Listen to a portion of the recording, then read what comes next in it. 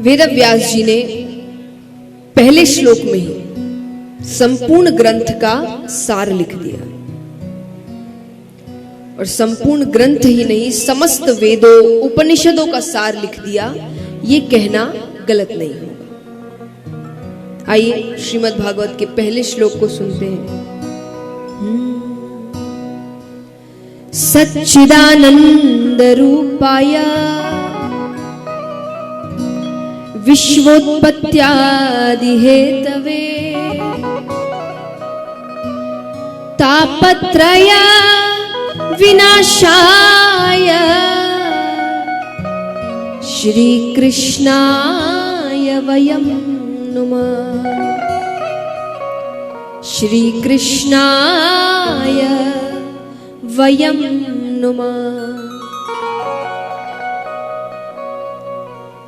हम श्रीमद् भागवत के महत्तम को सुन रहे हैं, तो पहले श्लोक में ही पूरा सार बता दिया। शास्त्रों में भगवान के 3 स्वरूप बताए गए हैं, सत्य, चित्त और आनंद। सत्य माने सिर्फ सुनना नहीं है, इस कथा में बातचीत चलती रहनी चाहिए, वरना सब सो जाएंगे झपकियां ले लेके। बताइए, सत्य माने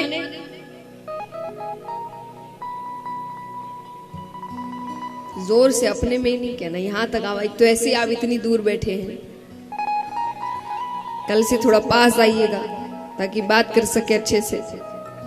बताइए, थोड़ा जोर से आवाज दीजिए। सत्य माने हाँ,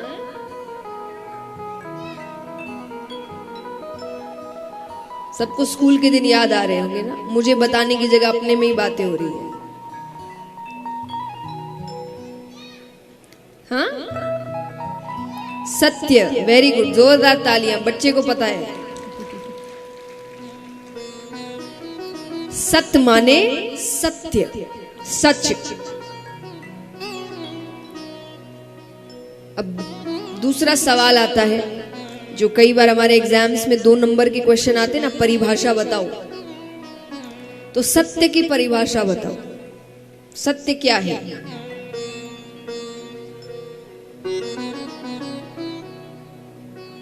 बताइए। अब बच्चों का दर्द समझ में आया?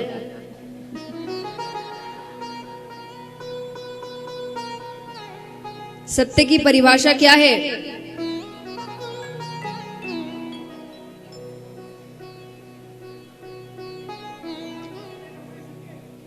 हाँ? ना। आइए, चलिए मैं बताती हूं। सत्य माने जो कभी बदलता नहीं, जो अडिग रहता है। सत्य कभी समय, व्यक्ति, परिस्थिति कुछ भी आ जाए वो वैसे का वैसा रहेगा, वो कभी नहीं बदलता।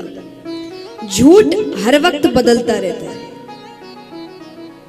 हर आदमी से एक झूठ नहीं बोल सकते, हर परिस्थिति में वही झूठ नहीं चल सकता। इसीलिए कहा जाता है एक झूठ को छुपाने के लिए 100 झूठ बोलने पड़ते। क्यों? क्योंकि हर व्यक्ति को अलग झूठ बताना पड़ेगा। थोड़ी सी परिस्थिति बदलेगी तो झूठ को थोड़ा और तोड़ मरोड़ करना पड़ेगा। तो एक झूठ के चक्कर में 100 झूठ बोलने पड़ते, क्योंकि झूठ बदलता रहता है, सच बदलता नहीं। कोई भी सामने आ जाए, कैसी भी परिस्थिति हो, सच सच रहेगा। हम कितने ही बदल जाएं, बदलना यानी हमारा शरीर, हमारी आदतें, हमारा परिवार, हमारी परिस्थिति, हमारी जगह। कोई कहीं रह रहा है, फिर कहीं और चला गया, फिर भी हम ही रहते हैं। वो बदल सकता है क्या?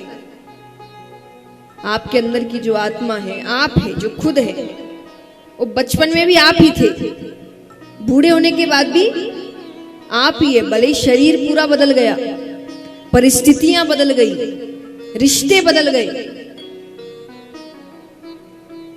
तो सच ऐसी चीज है जो कभी भी बदलती नहीं है। तो इस पूरी दुनिया में, पूरे ब्रह्मांड में ऐसा क्या है जो कभी बदलता नहीं? बताइए, क्या है ऐसा? कौन है जो कभी नहीं बदलता? भगवान। भगवान कभी बदलते नहीं। आप और हम यहां नहीं थे तब भी वो थे, आप और हम यहां हैं तब भी वे हैं, और आप और हम यहां से चले जाएंगे तब भी वो रहेंगे। बाकी दुनिया की हर चीज बदलती है, सिर्फ वो कैसे हैं जो कभी बदलते नहीं, और उनका आश्रय ऐसा है जो कभी बदलता नहीं। बाकी जिंदगी का हर एक आश्रय बदलता है। आश्रय माने,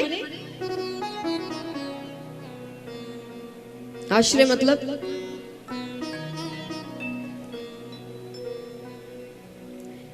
हिंदी में निर्भर होना, यानी आप डिपेंडेंट कितने हैं किसी चीज पर, उसका आपने आश्रय लिया है, उस पर डिपेंड करते हैं।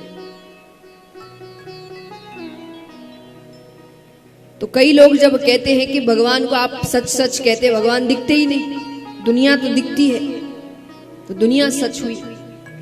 पर बात यही है कि जो दिखे वही सच है ऐसा जरूरी नहीं है। सच का मतलब जो बदलता नहीं। अब संसार कैसे बदलता है, संसार का आश्रय कैसे बदलता है, सुनिए। एक छोटा बच्चा है, बहुत छोटा, उसके सामने आप 10 करोड़ रुपए रख दो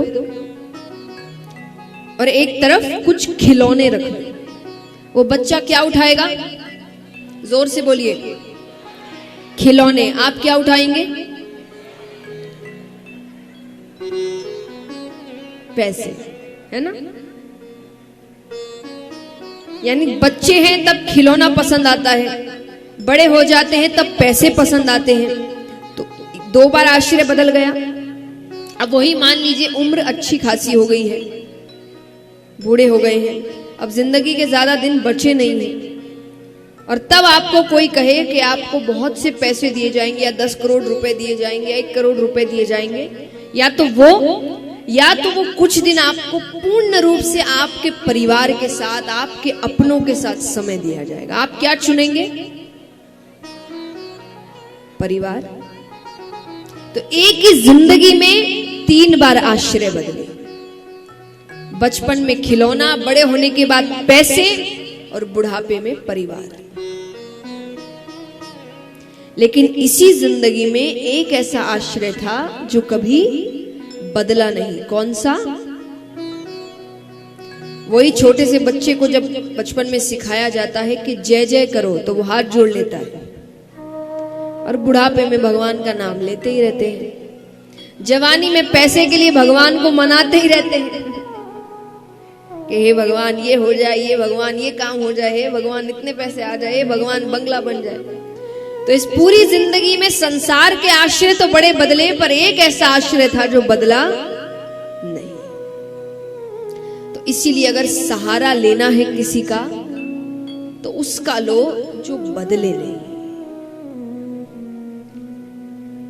ये सारी बातें आपको समझाने का मतलब क्या है कि भगवान ही सच है और कोई सच नहीं है। ये नहीं कि वैराग्य ले लो। व्यक्ति जब सारा सच समझकर कोई काम करता है ना, तो उस काम में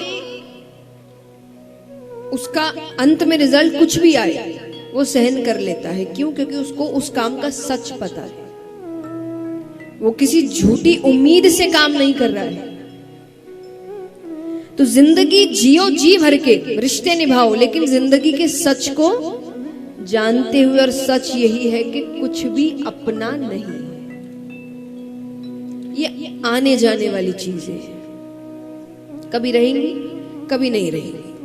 पैसा कभी रहेगा, कभी नहीं रहेगा। रिश्ते कभी रहेंगे, कभी नहीं रहेंगे। कई बार रिश्तों में मनमुटाव आ जाता है, कुछ समय तक रहता है, कुछ समय बाद फिर ठीक हो जाता है, फिर खराब हो जाता है। तो जिंदगी का सच यही है कि ये चीजें आने जाने वाली है। ये सच समझ के काम करोगे, जिंदगी जियोगे तो दुखी नहीं होगे ज्यादा।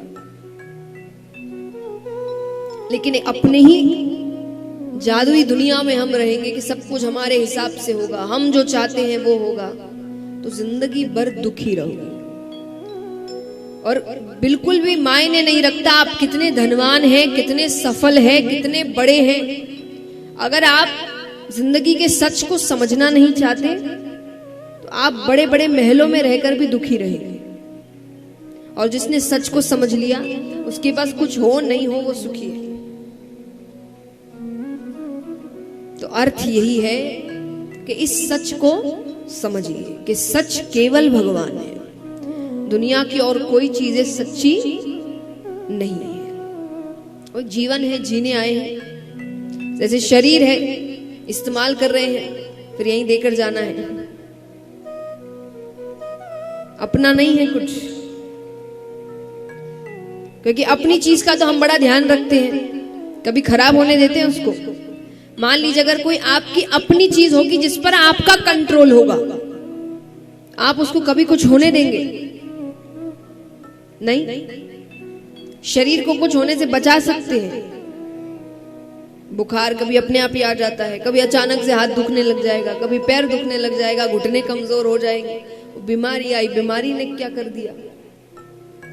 खुद का कंट्रोल होता तो बचा लेते हर चीज से, पर बचा सकते हैं क्योंकि ये अपनी चीज नहीं है, इसका ख्याल रख सकते हैं पर अपने कंट्रोल में नहीं कर सकते क्योंकि अपनी है ही नहीं। तो इस सच को जानकर जिंदगी जियो, ये हर किसी के लिए है। देखिए, ग्रंथों की या पुराणों की बातें अगर समझने जाओ तो आपको पता चलेगा जीवन के हर चीज में ये आपको सीख देती है। आप कुछ बड़ा भी करने जा रहे हैं, चाहे वो बच्चे एग्जाम्स दे रहे हैं या कोई और अपना बिजनेस का काम कर रहा है, कुछ भी कर रहा है, उसमें कभी वो हार जाता है फिर काम करता है। अब जो जिंदगी के सच को नहीं जानता उसको लगता है कि यही सब कुछ है जो मैं कर रहा हूं, ये नहीं तो मेरी जिंदगी में कुछ नहीं। तो एक दो बार हार कर पूर्ण रूप से हार ही मान लेता है। पर जो सच जानता है कि हार जीत आती जाती रहती है, आज हार है तो कल जीत होगी, और अगर वो जीत भी गया तो उसमें अहंकार नहीं आएगा। क्यों? क्योंकि उसको पता है कि अगर ज्यादा अहंकार आया तो जीत कब हार बन जाए वो भी नहीं पता। जो व्यक्ति बहुत बड़े होने के बाद भी सरल होते हैं ना, उनको पता होता है कि जीत हर वक्त रहने वाली चीज नहीं है, कब चली जाएगी पता नहीं चलेगा। इसलिए इसका आनंद लीजिए और हमेशा सरल होकर।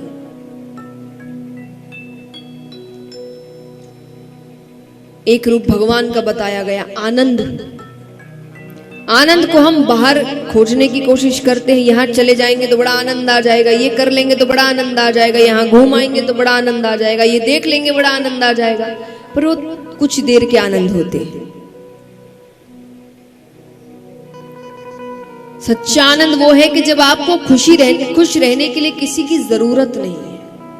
और हमें तो खुशी छोड़िए, हर एक भाव के लिए किसी की जरूरत है कि नहीं? हम दुखी होते हैं दूसरों की वजह से, हम खुश होते हैं दूसरों की वजह से, हम गुस्से में आते हैं दूसरे की वजह से। किसी ने दो चार बात सुना दी, हमें गुस्सा आ गया। किसी ने कह दिया आज बड़े अच्छे लग रहे हो, थोड़ी तारीफ कर दी, हम बड़े खुश हो गए। किसी ने थोड़ी बुराई कर दी, आज अच्छे नहीं लग रहे, हम दुखी हो गए। यानी खुद का तो कोई दिमाग ही नहीं है कि हम खुद समझ सके हम कैसे लग रहे हैं, हम क्या कर रहे हैं, हम क्यों कर रहे हैं। नहीं, वो बताएगा हम क्या कर रहे हैं क्या नहीं कर रहे, उस हिसाब से हम रिएक्ट करेंगे कि दुखी होना है कि रोना है कि हंसना है कि गुस्सा होना है। यानी जिंदगी का रिमोट कंट्रोल दूसरे के हाथ में देकर रखे कि खेलो, तुम जो बटन दबाओगे हम वैसे नाचने लगेंगे। है कि नहीं सच्ची बात? यही करके रखे, कोई और नचा रहा है हमें, कोई कुछ भी कह दे और आप क्रोधित हो जाए, ये कोई जिंदगी है?